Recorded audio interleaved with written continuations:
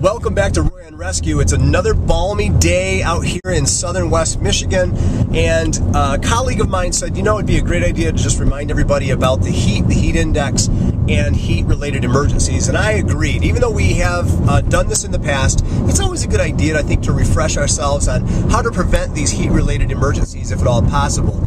Some of the people that really need to be on most guard for this are the elderly, the very young, and those who have predispositions to complications related to heat-related emergencies.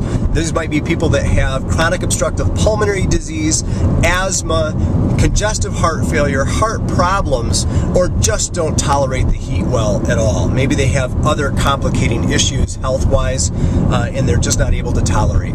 So as a good neighbor, it's always a good idea that if you live near somebody who's elderly or has these predisposing conditions that cause problems when the humidity level goes up and the heat goes up, it's always a good idea to maybe pay a little more attention to them, maybe give them a call, make sure their fans work, make sure their air conditioner works if they have one, hopefully they have one, and they can tolerate by staying indoors and in an air-conditioned environment and be able to make it through these dog days of summer and the hot days that are just brutal at times. Some of the things that everybody can do to help protect themselves is be aware of the signs and symptoms that you may be running into problems as they relate to heat. Heat exhaustion is the first level of complication. This is usually noted by cramping, fatigue, headache, not feeling well, feeling really hot, sweating profusely. Females tend not to sweat as much as males do, although that's not always the rule, but it's a general rule. And we really need to make sure that we're watching for those symptoms, cramping in the stomach, cramping in the legs, though it's not only limited to that. And we need to make sure that we are watching for those early signs and symptoms that we may be running into problems.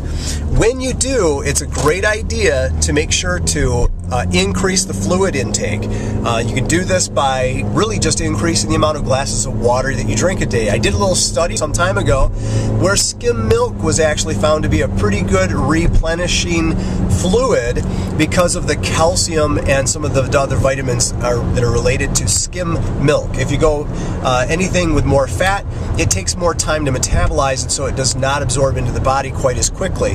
But they likened skim milk to that of like an energy drink, maybe even a little better.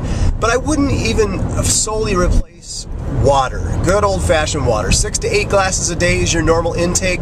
Remember, if you're losing lots of fluids because you're exercising, working outdoors, or are in a hot environment, you're going to have to increase that amount of water to be able to compensate for the fluid loss. Same thing when you get sick, having to breathe through your mouth a lot because of nasal congestion or drainage, vomiting, diarrhea, things like that.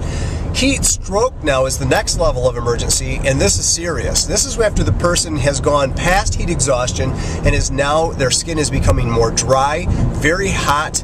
They may be decreased in their level of consciousness or completely unconscious, and this is a lethal issue. Their brain is literally cooking, and it needs to be cooled off. And the best thing we can do is, again, just like heat exhaustion, you're going to remove the victim from the environment that's causing the problem as fast as possible.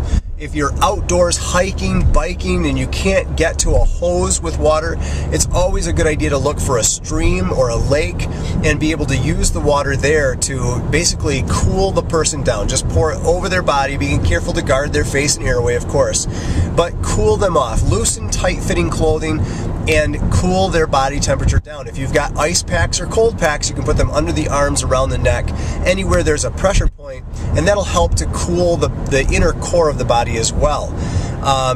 They're not going to be able to drink by this point. If it's a true heat stroke, that was supposed to be done before you got into heat exhaustion and during heat exhaustion, not once they get to heat stroke and have a decreased level of consciousness. They can't protect their airway anymore, and they're going to be running into problems. So don't give them anything by mouth. Activate EMS 911 if it's severe heat exhaustion or if it's heat stroke, and make sure that you help the person through the airway, breathing, circulation, shock treatment, cool them off, keep them cool, remove them from the direct sunlight in the environment, and wait for EMS to arrive and support them in a basic life support means. Again, prevention is going to be key here. You know when it's hot, you know when you're feeling dry. Remember, other fluids like soda, alcoholic beverages, coffee, all of those things usually, they've got enough other things in them that the body doesn't want. You tend to get rid of more of the fluid than you take in and use. So though you don't have to stop drinking those, you're going to have to compensate by doubling the amount that you took in. So if you had 1 cup of coffee, you should have 2 cups of water to replace the fluid loss due to the caffeine. So stay cool the best you can. I hope this helped as a good reminder that we're in the hot days of summer.